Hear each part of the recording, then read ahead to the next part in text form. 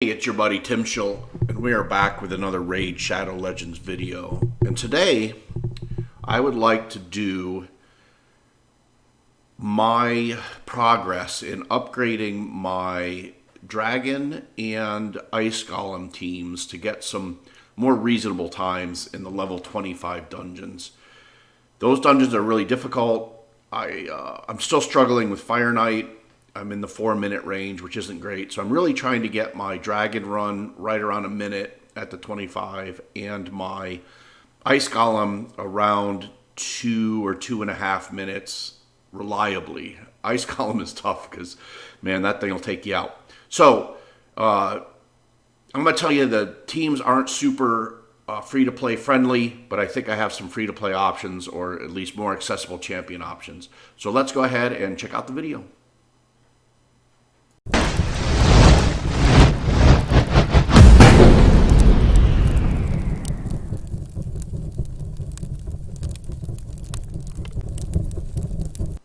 Okay, well, before we start in the dungeons, I'd like to weigh in on a few things happening in the game right now. Because, honestly, there doesn't seem to be a lot of wonderful stuff happening. The 10 times event I'm not pulling on. I would like a Raglan, but I don't need another Kymar, and some of the other champions aren't that great. Plus, I honestly think the 10 times events are a little bit of a sucker pull because the odds are so terrible. I mean, if you're going to throw big money at it, go ahead and throw big money at it, try to get that champion, especially if you have all the champions or have most of the champions. You need specific champions, and you can save up some money and resources and throw it at these 10 times events. But I have plenty of room, and there's plenty of champions I still don't have, so I'm going to wait to the 2 times event, so I won't be pulling on that. The Dwarf Fusion's coming up, which I think it's pretty cool. I'm going to collect him, old school Fusion. It looked like some of those epics were pretty good. And some of the new legendaries that aren't in the fusion are pretty good, but that dwarf doesn't look wonderful to me. But I'm gonna fuse him just because having another legendary and having something to do in the game is always a fun thing to do. So, regarding the cheat engines and things like that, I'm not really gonna weigh in. I don't have enough background to even have an opinion on it. So I'm gonna let those cards fall where they may. I do use auto clicker, and I hope they don't ban that because, honestly, I don't know how you would farm enough gear to make this game playable if you weren't able to auto-click these dungeons. So, let's talk about my Stage 25 team. You can see I've gotten my best time down to 116. It's pretty reliable, and really the only way I could do it was 2 Bad Alcazars. Now, my first Bad Alcazar, is fully built, fully masteried, fully booked, everything. This Bad Alcazar is not. He's really just there to throw up buffs and poisons to help Seer. And really, Seer is just there to get us through the first 2 waves to get these 2 Bad Alcazars into position to get poisons onto the dragon and burn him down. This is obviously a level 50 Kymar. He is very, very lightly geared. Let's see, we can take a look at him. He is really just there, very slow speed. He's just there to reset the cooldowns on stage 2 or on wave 2. So my Seer and Bad Elves can do the work they need to do. Where the hell is he? Oh, here he is. So you can see he's not really even built. And I just have him very, very low speed, and he's just there to reset. So you can see it run. It's a pretty good run. Works pretty well. I was happy to get this down. I'd like to get it under a minute. I'm not sure how I do that. I actually have 3 Bad Alcazar, and I tried to do that thing I saw some of the endgame guys do, and it did not go as I was hoping. So this was the best I could do, and you can see runs pretty good. His speed isn't perfect, but he'll come back around here, and there he goes. And there she goes. Oh, we didn't quite get him. So we're to the dragon in under 30 seconds, which is really good. And then she gets over decrease. And then now it's just up to my Bad Alcazars to get poisons my Venus to get poisons. She's in a relentless set, so I hope she gets multiple extra turns, and we just burn the guy down. So it's a pretty easy run. Dragon, yeah, I don't really mind if these guys die. The bad elves heal everybody back up. So actually, my understanding is you kind of want the rest of the team to die, so these guys can just sit there and pop poisons on them the whole time. So.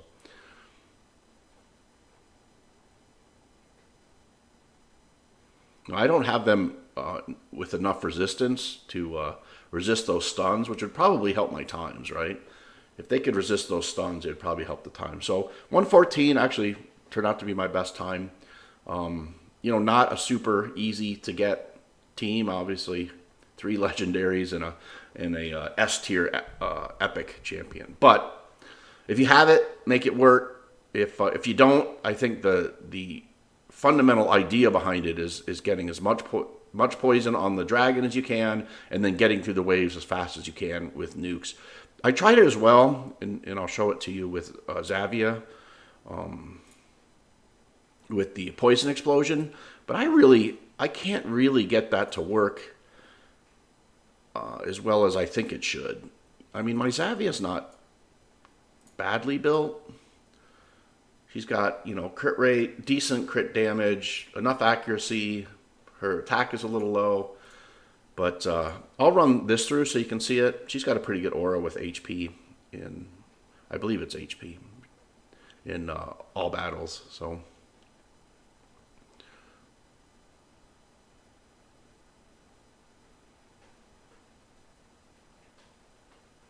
you can see I only get about half of their health down with that. So she has to do it twice. So I get to the dragon just fine. It's just slower. Now I know people that do poison explosions, and they're able to clear just as fast as Seer. I guess I just don't have the gear or whatever. So actually, we may not even know we didn't make it. Okay, so that did not work with the Xavia. So don't do that. Okay, so let's go on to the Ice Golem. And this is even worse because, honestly, Ice Golem is brutal, right? Because you need both. You need to get through those really, really tough waves, and you need to protect yourself. So you need defensive down, and you need attack down. And so this was my best team that does it reliably. And I'm in sort of the 2.5 to 3 minutes, and I was able to get it done a little bit faster with I'll show you the team, and maybe we'll run through one once I get there. But it's very hit and miss depending on the RNG of Duchess and her putting up her shields and stuff, because once that bloody Ice Golem starts wailing on you, it is very difficult. So you see, I only have one bad L in here. But Ursaga keeps us alive and gets the attack down. And then obviously Venus is pumping out decrease defense and weakens and poisons. And then, my whole idea here, I thought I had this great team where I had Coronar in here, right? And he was putting decreased attacks and provoking on this wave and decreased turn meter on the boss. And the first run I did with him was great. And then I lost like 4 in a row because I think we were burning the boss down too quickly. And that's the problem, right? The faster you go, the more you risk having that boss just completely destroy you. So you have to find that. So we're to the boss in under a minute, which is pretty good to me. And this is where you just have to make sure, you don't hit those milestones too quickly where he gets 2 or 3 turns in a row and even my Duchess doesn't live through it, or my Ursaga. So you can see now she took massive damage for the whole team, which is her job, right? And hopefully Bad L gets his heals off and we're able to heal her back up so she can continue to work. So But once we get rolling here, once she gets her decreased attack out, if she lives through it, no, she doesn't. Duchess will pick her back up, though. Oh.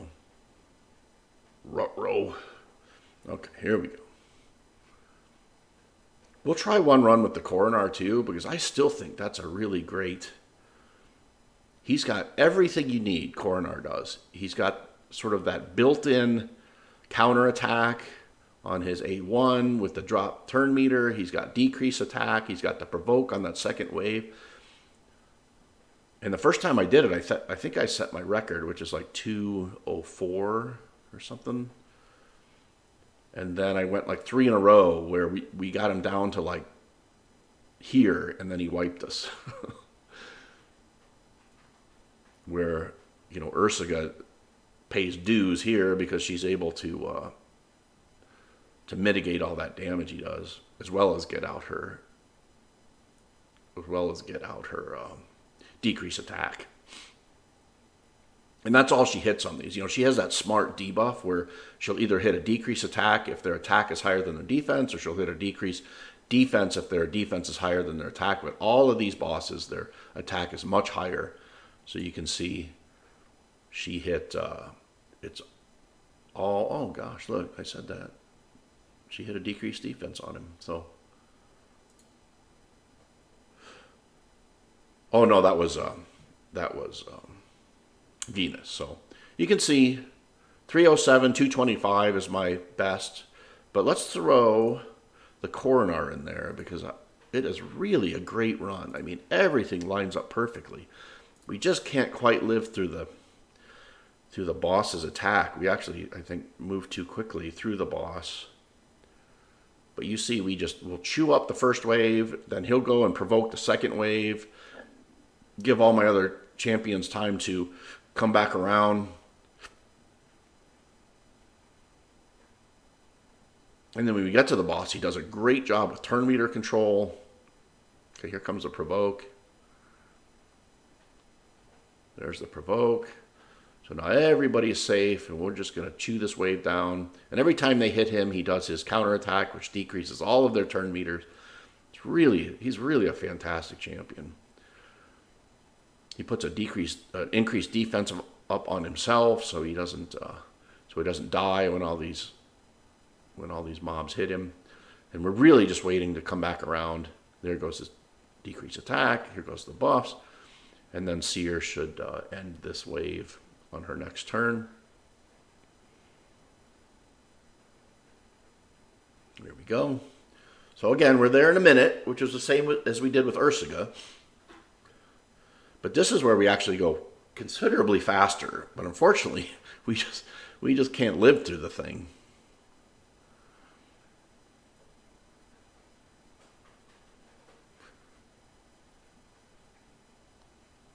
And again, I tried this with 2 bad Alcazars, and I couldn't make it reliable.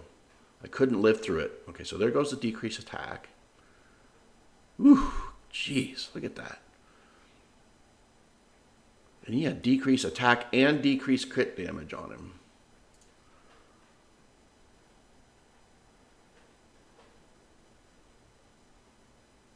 Okay, so Bad L is doing his work with his heals. So if we can, so there's a turn meter drop. Here goes another turn meter drop. But the problem is, yeah, he comes back around. He just hits so hard. Yep, see, that's what happens. So yeah, just a really, really tough dungeon. And to try to make it happen fast is difficult. So I also did this with Stag Knight, and I think it worked pretty well as well. Even though he's weak affinity, he was able to get off enough of his decreased attack and decreased defense to make it a pretty reliable run, even though it's not super fast. And I probably could take Venus out and just put Stag Knight in. Since really all she's adding is the weaken and the poison. She just does so much damage. it's really helpful. So a few are going to die here, and Venus should pick, or Duchess will pick them up, and then Seer will end the wave.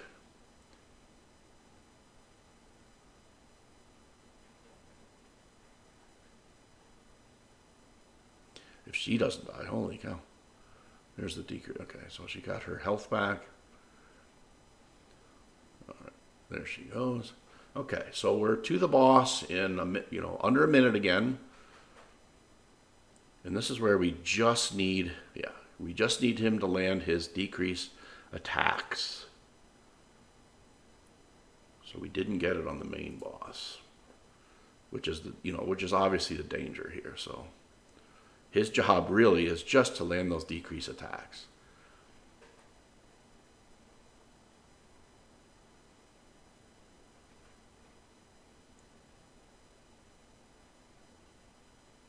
I was watching some of the endgame players, and even they were saying, look, there's almost no 100% run on Ice Golem, because his RNG and is how hard he hits. Even the most built champions will end up wiping on this. So you just have to run it. You have to run all of these teams a number of times, figure out what your acceptable loss is, which looks like we're going to take it in the shorts again here. So let's see if she can.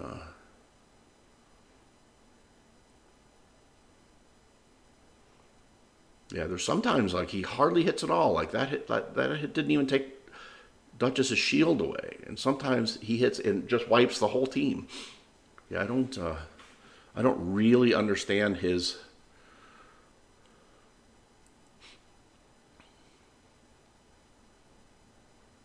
I mean, I understand the basics, right? When you hit this point and you hit this point and this point, he'll do his massive attack, and you want to make sure you don't scale through two of those in one turn. So he does two in a row, and you can't live through it. And that he also hits harder when he brings his minions back to life. Yeah, see. But we're gonna finish it. So, not the fastest run, but you can see, 3 minutes, not too bad. So we'll try. Oh shoot! No, that's not what I want to do. We're gonna do one more where I run the team I got the fastest time with, which was 2 Bad Elves, and then her and Seer. I tried it with Kymar and resetting her, and I couldn't obviously live through the boss. I got through the waves fine.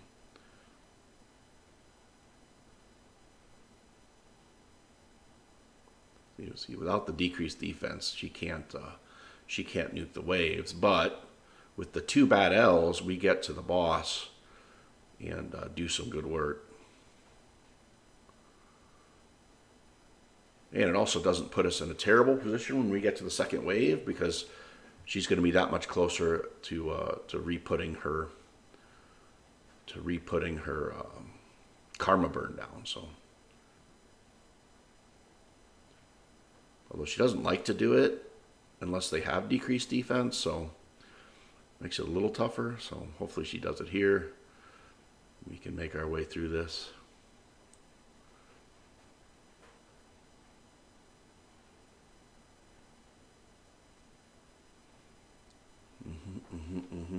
There she goes. Okay.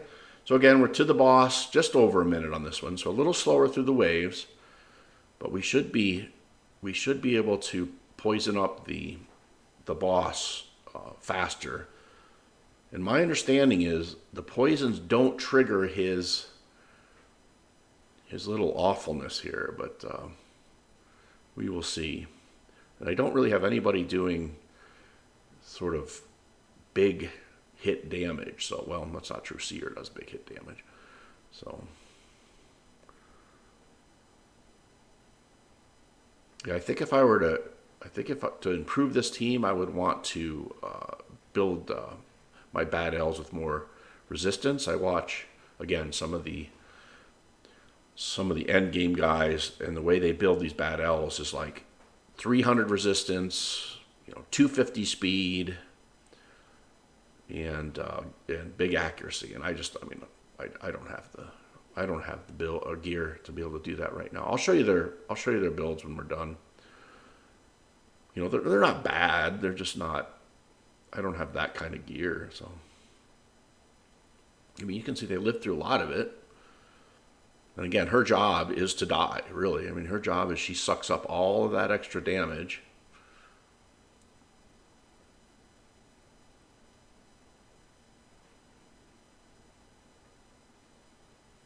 And lets us get all our poisons on here. So,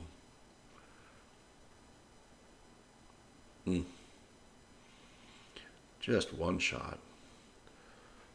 I honestly think they need to find some new sets for this guy, because I spend some time just because I like to noodle the issue with this boss, but there's almost no set here that I want to farm.